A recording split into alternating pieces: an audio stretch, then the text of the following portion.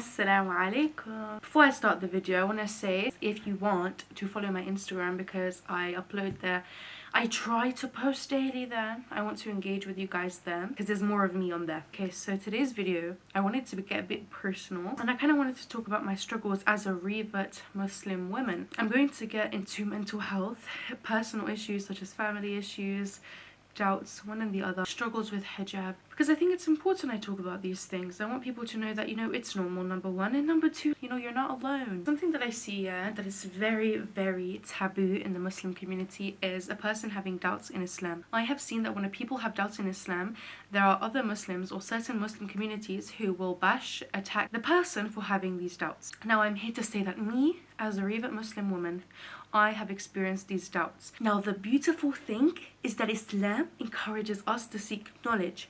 So when you see yourself in a position of doubt, this is your sign to go and pursue more knowledge. These are one of the struggles I faced at my very beginning, and it's something I don't really struggle with anymore, but I still do from time to time. Now, when I first became a Muslim, because I changed my religion from hardcore Christian to becoming a Muslim, the doubts were insane. Questions like, did I pick the right religion? Am I going to go to hell? Even though my heart is with Islam, what if I made the wrong decision? Or what about this hadith? What about this ayah in the Quran? So many doubts, so many questions as well. I have doubts, except now, the difference I make now, and it's something that I wish I could tell my younger self at the time, and something I'm telling you guys now, is when you experience these doubts, do not marinate. Do not marinate in your doubt. Seek knowledge, okay? And I know it's hard. Sometimes, to find the answers to your doubts, it's very hard. That's why I have created my platform. That's why I'm recommending to you guys to Revert Reach, because we live in a time now where there's more people that are dedicating their time towards helping reverts. Because I remember, like, when I first reverted, I personally didn't see as many organizations willing to help reverts the way I see now. So my advice would be seek help, or seek help through contacting me through my email, so that I can redirect you to other people, other organizations, or even I can answer some questions. Inevitably, with this struggle also came bad mental health. Now, I wish to dedicate some videos on mental health, because again, it's something that a lot of Muslims will shame other Muslims for, and it's something that's not talked about enough. When I struggled with my mental health, something that was advised constantly was just pray. Not that the advice is bad, okay, but limiting your options to just praying, this is what I have a big problem with, okay? Allah does not limit us to just praying. Allah allows us to go reach out to other resources to help us. Of course, we should cling on to our prayers. I wish I knew at the time that I can go and seek out extra options alongside praying to help me. Because certain communities attacked me, and also I had my whole family against me, and now there was some Muslims against me, I felt alone. It was also COVID at the time, we were all in lockdown. Mental health became really bad. That's why I'm such a big advocate now for the way people give nasiha, because I've seen that many people give nasiha in a way that it insults the person struggling. Now, I constantly talk about this. I think I've made a post about this before on my YouTube. I've also made several TikTok videos. I've posted on my TikTok story. I've even posted on my Instagram story, because I'll never live this down. It affected me, and it 100% still affects other Muslims. Your nasiha needs to be beneficial, and if you're upon Ahlul Sunnah, you need to make sure that you adhere to the conditions of giving nasiha. I'm so passionate about this because I struggled so much with my mental health, because I had nobody help me navigate during the situation. I had people say that I'm not doing enough. Oh, let me tell you guys a story, yeah? When I had reverted, I think it was like 2 years after I had reverted, in my family home, it was really, really hard. Like, I couldn't manage it. My mental health was deteriorating. I was working, but I was leaving my house at 5:30 a.m. and I was coming home at 8 p.m. and I was so tired I'd sleep, and then it was just a repeat cycle. My social life was zero. Seeking knowledge, also, that was stunted for a period of time. I had sisters tell me that I need to do something about it. I can't just live a life of secrecy with my Islam. Mind you, I'm a Romanian. They didn't take in consideration my culture. They didn't take in consideration my family situation. They didn't take in consideration my living situation. They only spoke out of mere ignorance. And this is what I didn't like.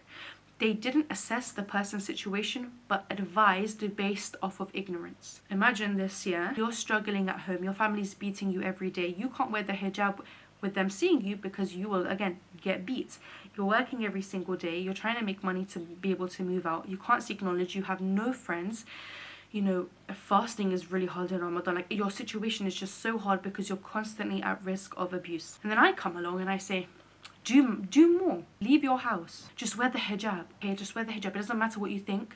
It doesn't matter about the people around you. You just have to wear the hijab. Imagine this. And imagine I experienced this constantly from the people that I had entrusted. Again, if I could advise my younger self, and unfortunately I can't change the past, but I can now advise you, it is that when you see these people, ignore them. Because a lot of the time, they have never lived your situation to know what it feels like to live in an environment that constantly imposes a risk of abuse. First and foremost, you need to assess you. I would also advise you seek help, or you seek to ease your situations in ways that don't compromise your safety.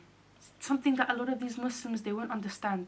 And they didn't understand, and I suffered because of it. Another thing, yeah, that I struggled with is my hijab. I struggled with it in two ways. One, I struggled with it because when I lived with my family, I couldn't wear it. And then I struggled with it again because when I could wear it, it became a jihad. So I'm going to talk about the first thing, which is that when I was in my family home, I couldn't wear my hijab. And that struggle was horrible. When you want to pursue something and people are not allowing you, you want to pursue it even more. So it was literally like a form of torture for me when I wanted to express myself and my religious identity through my clothing, and I couldn't do that because my family was prohibiting it. And then again, I have sisters behind me telling me, just wear the hijab. It doesn't matter what they say, Allah is more important. And a lot of them don't like to hear this, but I'm going to tell you, Allah understands your intention and Allah knows your situation. And Allah judges by our intention. If you wanted to wear the hijab but you know you're in a position where you cannot, Allah rewards you as if you wore the hijab, okay? Some of these people, again, they don't live these experiences to know. And I wish I knew back then that I'm still rewarded by my intention, because I thought I was a horrible Muslim.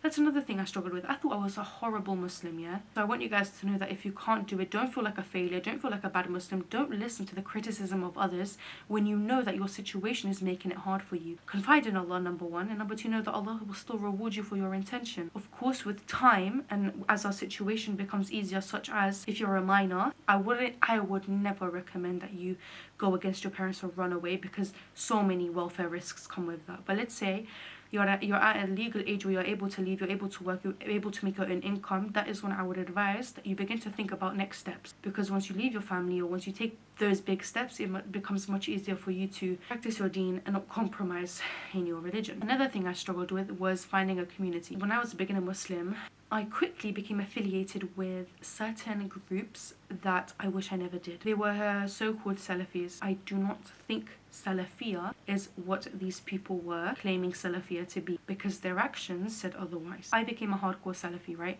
I wanted to be in a community, which is something that I don't do anymore. Don't try and affiliate yourselves with any communities, okay? You're just Muslim, okay? And if you adhere to the Quran and Sunnah, that's what you do. So I quickly became affiliated into these groups, which did end up being extremists who abused the religion and made my mental health even worse, to the point, guys, that I couldn't wear my niqab anymore and I was about to take off my hijab. Now, I remember I was telling my friends at the time, some of the friends that I do not have anymore, but I still have some of those friends now, because some of these friends, they did support me and they said, you know, keep your hijab on. They were empathizing with me, but as well as helping me through this hard situation and not allowing me to compromise my deen. And these are friends, may Allah reward them for this. I wanted to take off my hijab so bad because of what had happened to me, sisters and brothers as well, who had bullied me, who had made me think of the hijab and niqab as something horrible.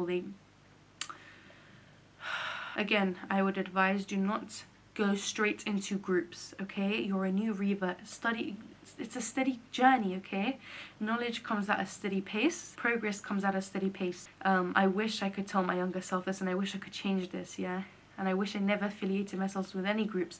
So much peace would have come from me just minding my business. Another thing I suffered with was social media influence. In a way, it influenced me in a good way, but towards the end, I realized what a mistake I had made. Social media is not a place of seeking knowledge.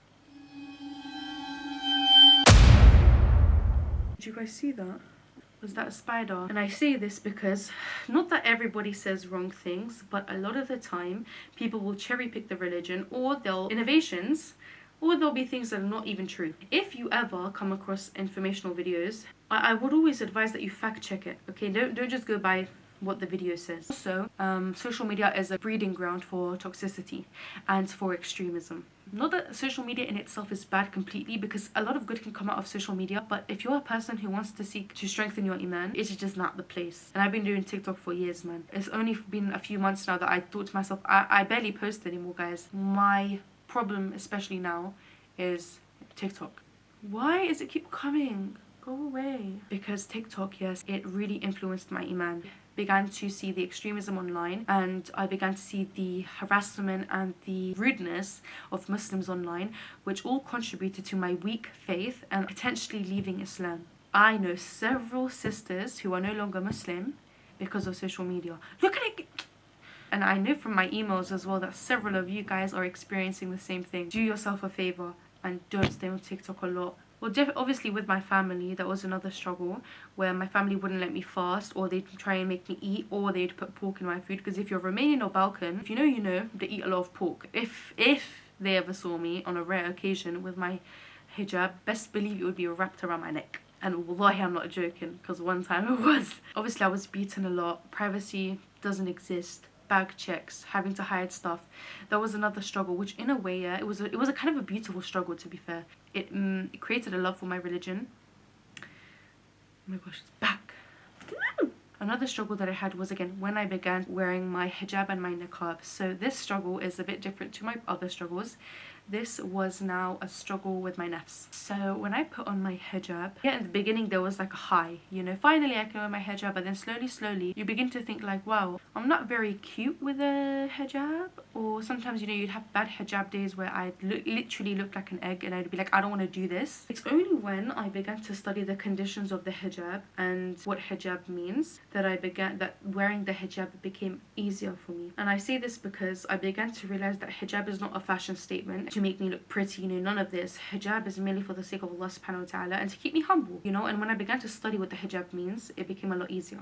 However, when I began to wear my jilbabs and my niqabs, when I became a niqabi, the hardships also came with that, because when you see a lot of girls showing their face and, you know, they look nice, you know, you want to do it too. Now, alhamdulillah, obviously there will always be a struggle. We're women. There will always be a struggle for us to reveal our beauty, you know, that desire to do that. But again, I think I've mentioned it before, that wearing your hijab is also an act of jihad. And when you realize that it's an act of jihad and Allah loves us and there comes great reward with it, you know, this struggle, it lessened with time. I would advise is that you guys who are struggling right now, study your hijab, and don't think of hijab as wearing it when you're ready. I think hijab is a journey, but I do not think of, I don't subscribe with the idea of you should wear it when you're ready and you won't take it off, okay? Because listen to me, yeah, I'm a few years I'm wearing the niqab and the jilbab, yeah? There is never a time, yeah, where I didn't struggle. It's a commitment that you choose to make, yes, but don't think of it as when you feel you're ready, because you're never going to feel that you're ready.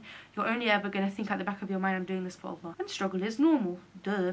Oh my gosh, my last one, yeah? There's many more, but this is the one that just came to my head, yeah? Muslim men will prey on reverts. Now, not all Muslim men, a lot of them do. When you're a revert, you're vulnerable, you can be taken advantage of, and that man can use the religion to his advantage to abuse you. Now I'm speaking from experience. Not that any man was taking advantage of me, but I was in a vulnerable position where many men did try to, and many men did convince me of certain rulings in Islam that made me low-key be like, well, why did I become Muslim? And you know what? May Allah hold them accountable for that. And if you're watching this, because some of them do watch this, or I know they might be watching this, it took me a very long time for me to forgive you. And I used to pray and make dua to Allah to make space in my heart to forgive you, because that's how much you affected me. So that's another thing, is be aware of your surroundings, be aware of the people you talk to. Also in Islam, yeah, there's a reason why Allah has prohibited us to talk with non-mahram. It's to protect us, literally. As I get older, yeah, I begin to realize, you know, like, some things you may not understand in the beginning, but they begin to become clear. If there's a man who's telling you, you have to do this, you have to do that, in Islam you have to do this, and he's just telling you this, and you're like a new revert, yeah, you don't actually know if what he's saying is true or false, do not, even if he's right, okay, don't ever take his word for it until you do your own research. Thank you. Okay, that's all I have to say, guys. Hope you guys enjoyed my video. This is my struggles as a Muslim revert woman, not all of them, but the ones that came to my mind. I'm trying to aim to post either every Monday or every Friday. You guys let me know what you guys think. because I'm not consistent when I post. Assalamu alaikum.